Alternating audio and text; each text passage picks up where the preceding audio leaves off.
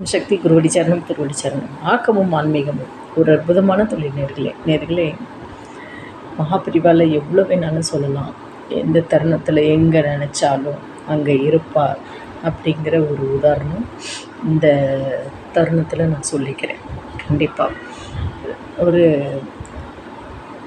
ஒரு தடவை ஒரு பெரிய தீவிர தொண்டர் 24 மணி நேரம் மகாபிரிவா சதா நினச்சிட்டே இருப்பார்.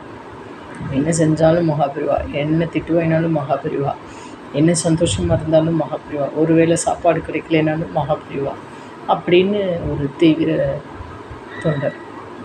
அப்படி இருக்கிறப்ப ஒரு நாள் அவருக்கு ஒரு அதிர்ச்சி விஷயம். என்ன அப்படின்னு கேட்டால், பெரியவா காசிக்கு பாத யாத்திரையாக, அப்போல்லாம் பஸ் வசதி இல்லைல்ல, பாத யாத்திரையாக போகிறதா ஒரு தகவல் வந்தது. அப்போ கூட எல்லா தொண்டர்களும் போவார், முக்கியமானவா போவா, இல்லை சில பேர் இங்கே மடத்தில் தொண்டு சேரவா இருக்கா, இப்படி வழக்கம். அப்போ இந்த தொண்டருக்கு அதிர்ச்சியாக இருக்கவும் வேகமாக ஓடி வரார். எப்படி ஒரு தாய் ஒரு பசுவை தேடி எப்படி குடுன்னு ஓடி வர்றாப்புல ஓடி வரார். பெரியவாளை பார்க்குறார். பெரியவா சுண்டி கூப்பிட்றார், சடக்கு போட்டு குழந்தையில் கூப்பிட்றாரு, வா, உனக்கு ஒன்று தெரியுமா அப்படிங்கிற, சொல்லுங்க பெரியவா அப்படிங்கிற.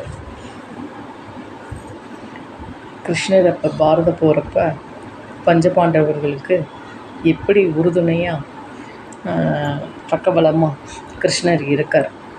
அப்போ இது ஒருத்தனுக்கு தெரிஞ்சு, அதாவது காவலனுக்கு தெரிஞ்சு துரியோதன்கிட்ட போய் சொல்ல, அப்போ கிருஷ்ணரை போகிறப்ப கட்டி போட்டுட்டோம்னா இந்த 5 பேரை நம்ம தோக்கடிச்சிடலாம் அப்படின்ட்டு சொல்ல கிருஷ்ணர் சிரித்தார்.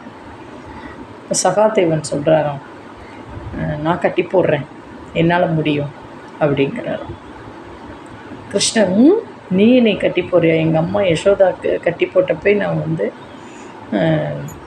அவள் திண்டு நான் வந்தேன், என்னை யாராலையும் கட்டி போட முடியாது. சகாதேவன் என்ன கயிறு இப்படி ஒரு சுற்றுறாராம்.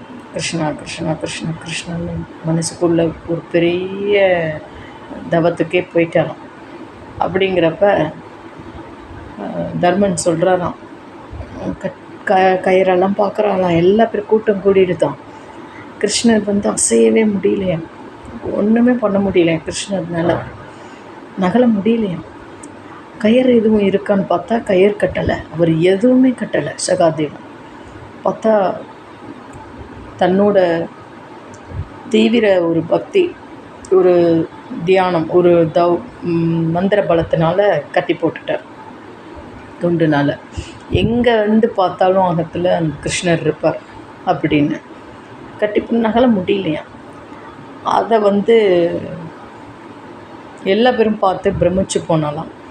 ஒன்றுமே கயிறு கட்டலை இதுதான். அப்போ கிருஷ்ணர் சொன்னாராம், அவன் மந்திர இதில் தொண்டில் கட்டி போட்டுட்டான் என்னைய பாசத்தில், அதனால் என்னை நகலவே முடியாது, அது அவன்தான் ஒத்து விடணும் அப்படின்னா.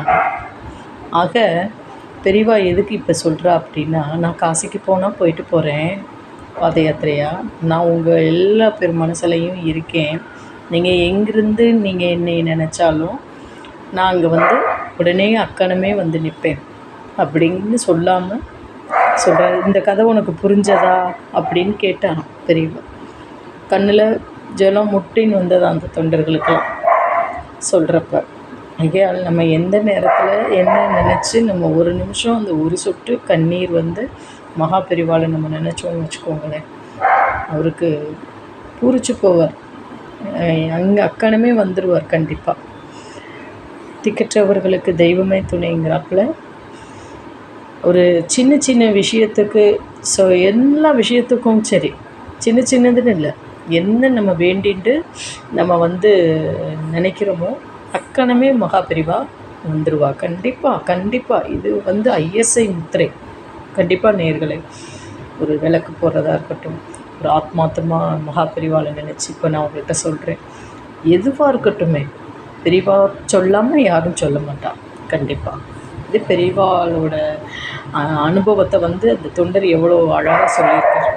வேகமாக ஒரு தாய் எப்படி பசுவை ஒன்று சேர்றப்ப ஒரு கதையை சொல்லி, ஒரு பக்தியை சொல்லி, ஒரு மந்திர பலத்தை சொல்லி சொல்கிறார். ஆக மந்திர சக்தினால் எவ்வளோக்கு எவ்வளோ நம்ம மந்திரம் சொல்ல சொல்ல சொல்ல சொல்ல கேட்க கேட்க கேட்க நம்மளுக்கு பலம் கூடும். அப்படிங்கிறத விட பக்தி கூடும். கண்டிப்பாக நேர்களே, சகிப்புத்தன்மை, பொறுமை, இது ரெண்டும் இருந்ததுன்னு வச்சுக்கோங்களேன், எவ்வளோ ஒரு இதில் தெய்வத்துக்கிட்ட பாதத்தை பிடிச்சிடலாம். நமஸ்காரம்.